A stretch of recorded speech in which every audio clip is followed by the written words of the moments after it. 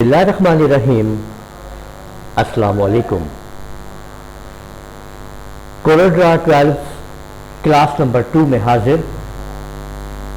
पहली वीडियो के अंदर हम लोगों ने कोरलड्रा के फर्स्ट स्क्रीन को देखा और उसकी लेआउट को समझा।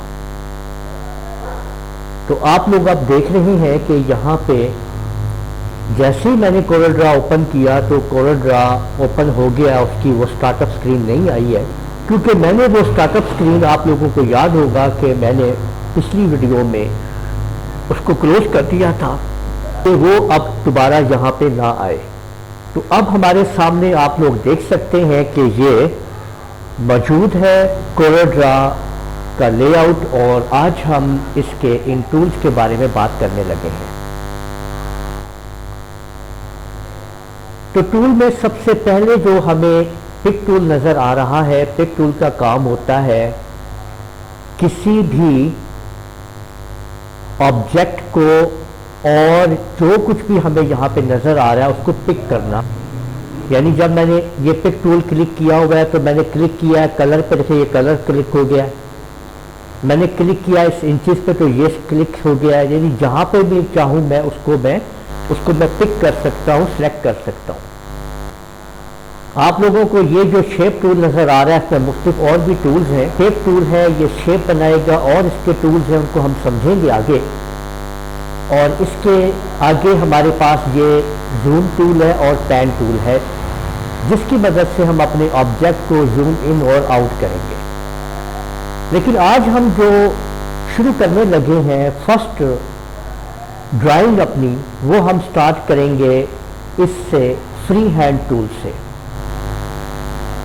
फ्री हैंड टूल आप लोग यहाँ पे फ्री हैंड टूल इस्तेमाल करेंगे, और कोरलड्रा 12 के अंदर इसकी शॉर्टकट की है F5। ये आप देख सकते हैं यहाँ पे, यानी F5 को आप प्रेस कर दें। ये देखिए पिक टूल आपने इस्तेमाल किया है। अगर मैं यहाँ से F5 प्रेस करता हूँ तो मैं यहाँ पे आ गया हूँ आपके सामने, इसमें कोरलड्रा 12 के अंदर फ्री हैंड टूल के अंदर। Free hand tool free hand drawing बनाने के लिए है कि ये देखें मैं कुछ भी फ्री हैंड ड्राइंग बना सकता हूँ फ्री हैंड टूल की मदद से। आप यहाँ पे देख सकते हैं कि इसके ऊपर जो इसकी प्रॉपर्टी है, ये इस फ्री हैंड ड्राइंग की प्रॉपर्टी आ गई है। यहाँ पे इसका साइज है और ये इसका एंगल है। ये देखिए अगर मैं इसकी जो चौड़ाई है, अगर मैं 1 इंच कर देता हूँ तो ये देखिए चौड़ाई 1 इंच पे शिफ्ट हो गई है, और लंबाई भी अगर मैं 1 इंच कर देता हूँ तो ये देखें 1 इंच बाय 1 इंच पे ये शिफ्ट हो गई है। ठीक है, जबकि ये इसका एंगल है 0 एंगल पे ये मौजूद है। अगर मैं इसको 20 एंगल दे दूं तो देखें ये इस वक्त 20 एंगल पे आ गई है। दोबारा 0 कर दूंगा तो देखें ये 0 एंगल पे आ गया। और यहां से इसको मैं फ्लिप कर सकता हूं वर्टिकली और हॉरिजॉन्टली, फ्लिपिंग कर सकता हूं। ठीक है, और अगर मैं इसके जूम को बढ़ाना चाहता हूं तो यहां पे देखें मैं जूम पे क्लिक करके इसका मैं जूम बढ़ा सकता हूं। इसको मैं सिलेक्ट करता जाऊंगा और वो हिस्सा मेरे सामने आता जाएगा। जूम के ऊपर मैं आप लोगों को बाकायदा अलग से वीडियो बनाऊंगा और समझाऊंगा कि जूम किस तरीके से इसके ऊपर काम करेगा। ठीक है, अदरवाइज अभी आप ये लोग देख सकते हैं आज की वीडियो के अंदर के ये प्लस जो है इसकी मदद से आप इसको बढ़ाएंगे और माइनस की मदद से आप जूम को कम करते जाएंगे। जूम आपका आउट होता जाएगा और प्लस से जूम इन होता जाएगा, ये देखें, और ये जूम आउट होता जाएगा। ठीक है, यहाँ पे आप ये देखें जूम टू ऑल ऑब्जेक्ट पे क्लिक करेंगे तो ऑल ऑब्जेक्ट आपके सामने है, ये जूम आपने कर दिए हैं। ठीक है, और ये पूरा page zoom to the page, यानी shift F4 zoom to page आपके सामने है। मैं आप लोगों को इसकी एक वीडियो बना दूंगा जिसके अंदर जूम के अंदर आप लोग समझ पाएंगे कि जूम असल में कैसे इस्तेमाल करना है। अब ये जो मैंने ड्राइंग की हुई है इसको मैं एक दफ़ा जूम करता हूँ और मज़ीद सामने लाता हूँ तो देखिए कि पिक टूल पे मैंने एक दफ़ा क्लिक किया इसके ऊपर, तो यहाँ पे ये जो ऑब्जेक्ट्स चीज़ें आपको नज़र आ रही हैं, ये जो ब्लॉक्स नज़र आ रहे हैं आपको ब्लैक ब्लैक, ये रीसाइज के लिए हैं कि देखें इसको मैं इनसे पकड़ के इसके साइज को मैं सेट कर सकता हूँ इधर चौड़ाई की तरफ और नीचे लंबाई की तरफ। ठीक है, ये देखें। अगर आप यहां पे गौर करेंगे तो ये इसकी एक नोड यहां पे आपको नजर आ रही है, एक नोड आपको यहां पे नजर आ रही है और ये मुख्तलिफ नोड्स हैं यहां बनेगी। देखिए ये जो नोड्स नजर आ रही हैं आपको, इन नोड्स की मदद से हम इसकी शेप चेंज कर सकते हैं शेप टूल पे क्लिक करके। ये देखिए यहां मैंने क्लिक किया और यहां से देखिए मैंने इसकी शेप चेंज कर ली। ये मैं नोड पे आया, मैंने शेप चेंज कर ली। ये देखिए, ठीक है, मैंने यहां पे क्लिक किया, मैंने ये शेप चेंज कर ली।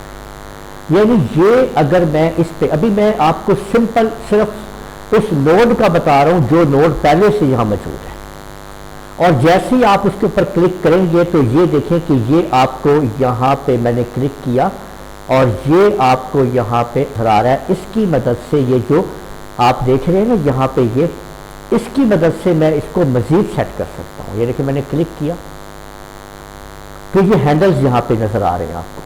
इन हैंडल्स की मदद से मैं इसको मजीद इसके ऊपर काम कर सकता हूं। ये हैंडल्स आप देख रहे हैं।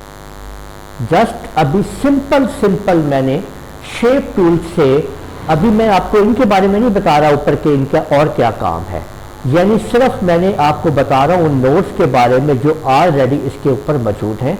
शेप टूल से अगर मैं क्लिक करता हूं तो वैसे ये सारी ड्राइंग मूव हो जाएगी ये आपके सामने, लेकिन अगर मैं शेप टूल को ले लेता हूं तो उससे आप देखें कि इसके अंदर तब्दीली आ जाती है और हैंडल्स को घुमाने से मजीद आप अपनी शेप को सेट कर सकते हैं। ये देख सकते हैं, ठीक है। तो पिक टूल के ऊपर आपने क्लिक किया, ये इधर से मूव किया। अगर मैं इसके ऊपर एक दफा फिर क्लिक करता हूं तो देखिए यहां पे आपको ये ऑब्जेक्ट इस तरीके से नजर आ रहा है। ये इसकी बेस पॉइंट है।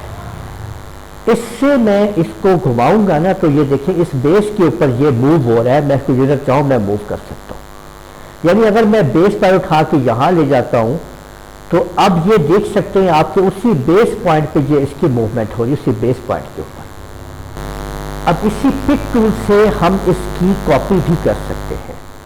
यानी अगर मैंने इसकी सीधी यहां पे कॉपी करनी है तो देखिए मैं यहां लाया ऑब्जेक्ट को इस जगह पे। यहां लाने के बाद अगर मुझे इसकी यहां पे डुप्लीकेट कॉपी चाहिए तो मैं अब इसको जब मूव कर रहा था ना तो मैंने लेफ्ट माउस बटन को ड्रैग किया, लेफ्ट माउस बटन को दबा के माउस को मैंने ड्रैग किया। अभी भी लेफ्ट माउस बटन मैंने दबाया हुआ है। लेफ्ट माउस बटन को छोड़ने से पहले मैं माउस का राइट क्लिक कर दूंगा तो इसकी देखिए यहां पे कॉपी हो जाएगी। यानी अगर मुझे अब यहां पे इसकी कॉपी इस जगह पे चाहिए, इस जगह पे, तो मैं यहां पे आके माउस का अभी भी मैंने ड्रैग किया है लेफ्ट माउस बटन के जरिए, यानी लेफ्ट माउस बटन को मैंने माउस के दबाया हुआ है और मैं अपने ऑब्जेक्ट को ड्रैग कर रहा हूं। और मुझे यहां पे अगर इसकी कॉपी हासिल करनी है तो लेफ्ट माउस बटन को छोड़ने से पहले मैं माउस का दायां बटन दबा दूंगा तो देखिए उसकी कॉपी वहां पे आ जाएगी।